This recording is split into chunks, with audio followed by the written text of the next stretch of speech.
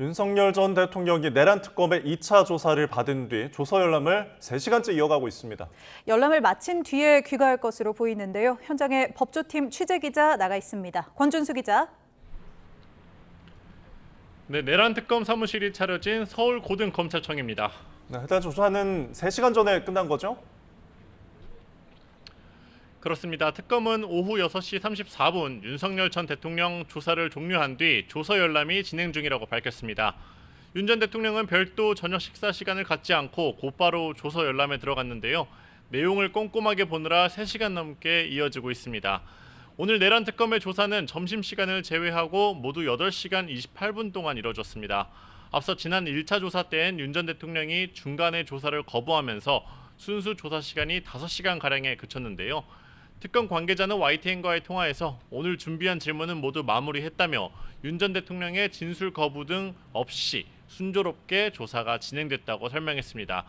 다만 외환죄 혐의 등은 들여다볼 게 더 남았다고 밝혔는데요. 추가 소환 가능성에 대해서는 아직 결정된 게 없다며 내부적인 논의를 더 거쳐야 한다고 덧붙였습니다. 네, 조서 열람 시간 길어지고 있는 것 같은데 앞으로 얼마나 더 걸릴까요? 네, 지난번에는 조서 열람이 3시간 넘게 걸렸고 새벽 1시 이후에 귀가가 이뤄졌는데요. 2차 조사 시간이 앞서 말씀드린 것처럼 더 길었던 점 등을 비춰보면 시간은 더 걸릴 거로 보입니다. 앞서 윤 전 대통령은 특검이 통보한 시간인 오늘 오전 9시쯤 출석했는데요. 청사에 머문 시간이 벌써 13시간 가까이 됩니다. 제 뒤로 보이는 청사 입구엔 취재진이 벌써 많이 몰려있고 윤 전 대통령이 나오는 걸 기다리고 있는데요.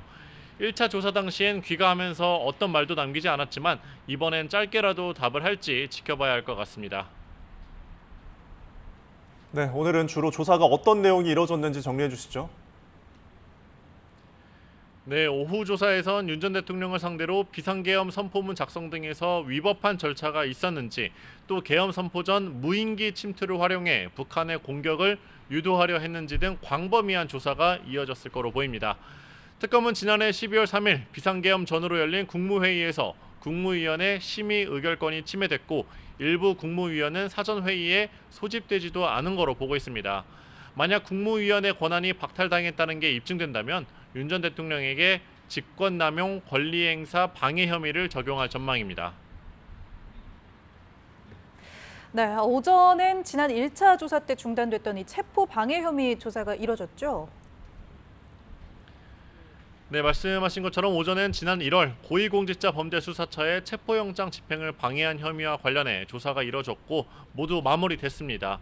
지난달 말 1차 조사에서 일부 조사가 진행됐지만 당시 윤 전 대통령 측이 경찰 박창환 총경의 조사를 거부하고 조서에 날인도 하지 않았는데요.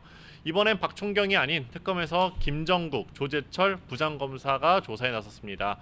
특검은 수사 효율성을 고려해 조사자를 바꿨다며 박 총경도 조사실에 함께 들어가 수사를 지원했다고 설명했습니다. 지금까지 서울고검에서 YTN 권준수입니다.